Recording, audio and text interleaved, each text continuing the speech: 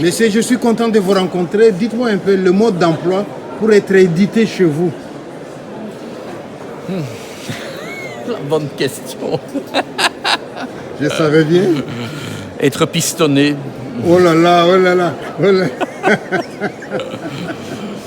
Voilà. Allons-y sérieusement. Il faut commencer par envoyer un synopsis, un petit résumé de ce que vous voulez éditer et là on vous recontacte après. Et le dossier doit être composé de quoi donc?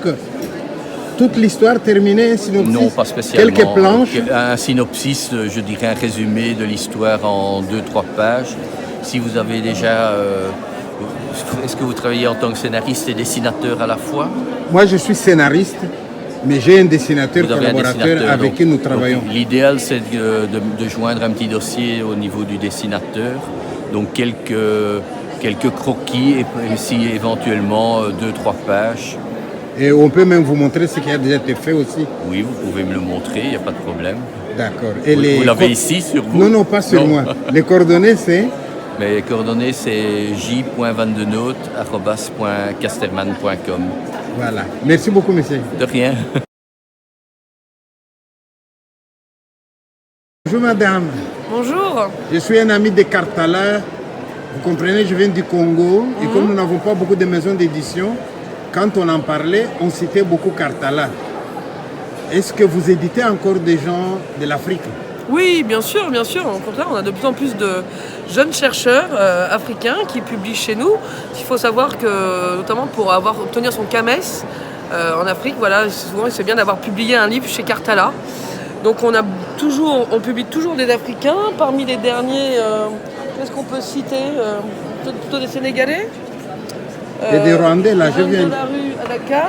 En Rwandais, on n'a pas de jeunes auteurs rwandais pour l'instant. On a beaucoup publié Kimonyo. Mais maintenant, lui, il est plus chercheur, il est davantage impliqué politiquement. Mais on est toujours à la recherche de jeunes auteurs, au contraire, quoi. Mais vous privilégiez plus les chercheurs que les auteurs de fiction? Tout à fait, oui, oui. Karthala est une maison d'édition spécialisée en sciences humaines et sociales, à visée académique. Donc on publie très peu. Ça nous arrive une fois de temps en temps. On a un roman de temps en temps qui sort, parce que c'est un coup de cœur. Mais globalement, on publie des travaux de recherche, des travaux qui font référence et des travaux académiques. Voilà. Merci beaucoup, madame. Merci à vous. Mais vous pouvez nous dire comment faire pour vous atteindre? C'est sur Internet. Rendez-vous sur notre site karthala.com. Karthala comme le volcan comorien. Karthala. Merci beaucoup, madame. Merci.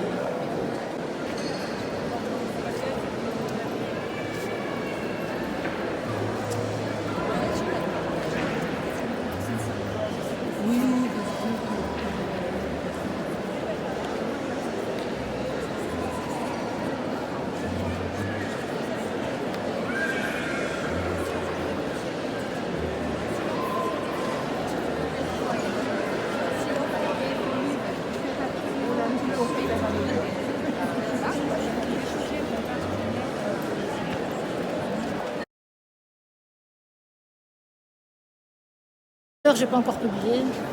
Bonjour madame. Bonjour. Qu'est-ce qui vous intéresse ici? J'écris pour ma propre passion à la maison, donc j'aimerais bien me perfectionner et espérer un jour pouvoir envoyer mes manuscrits à des éditeurs. Madame, vous savez que tous les écrivains disent toujours qu'ils écrivent d'abord pour eux-mêmes. Oui, Oui, oui. Un des livres que je suis en train d'écrire pour l'instant, que j'essaie d'écrire, c'est une autobiographie. Et alors, quand vous aurez fini, vous allez contacter un éditeur. Oui. C'est bien. Et vous savez dans quel genre vous le faites? Ça sera un roman, vous allez romancer, ou bien est-ce que ce sera juste une biographie?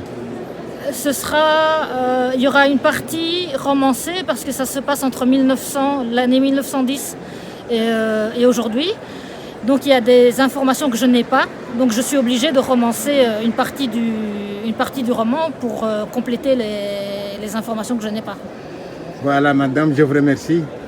Merci à vous. Merci.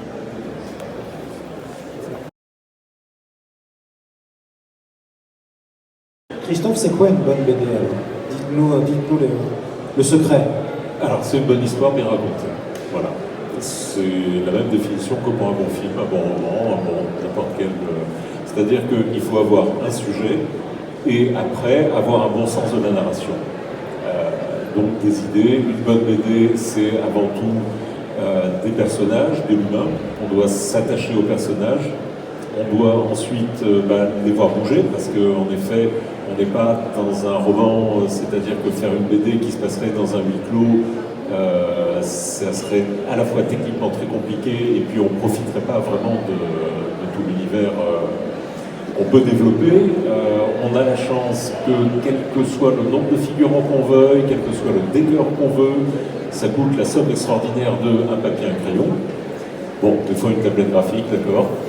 Mais donc voilà, on n'a pas les limitations que peut avoir le cinéma aujourd'hui. On a l'image que n'a pas le roman. En même temps, l'image est aussi une limitation de l'imagination. Le roman, lui, permet de tout voir, de tout imaginer. Mais bon, non, une bonne BD, c'est avant tout une bonne histoire. Bon, par exemple, là, on est sur un autre projet avec Pierre. Comme je connais les qualités de narrateur de Pierre, quand il m'a vendu le projet, il me l'a vendu en une phrase et je lui ai dit... Le problème du dessinateur, c'est que il faut enchaîner les projets, puisque évidemment, quand on a fait un bouquin, il faut attendre 6 mois, 1 an pour avoir éventuellement des retombées. On ne peut pas rester 6 mois, 1 an à se tourner les pouces en se disant « Ah, ça va bien vendre ». Donc tout le problème, c'est d'arriver à enchaîner suffisamment rapidement les projets, simplement pour pouvoir vivre, mais en même temps ne pas tomber dans une espèce de systématisme où finalement chaque album ne va être qu'une ressucée du précédent. Il faut arriver à se renouveler. Donc ça demande une certaine gymnastique, une certaine souplesse et une remise en question constante qui est parfois un petit peu compliquée à gérer.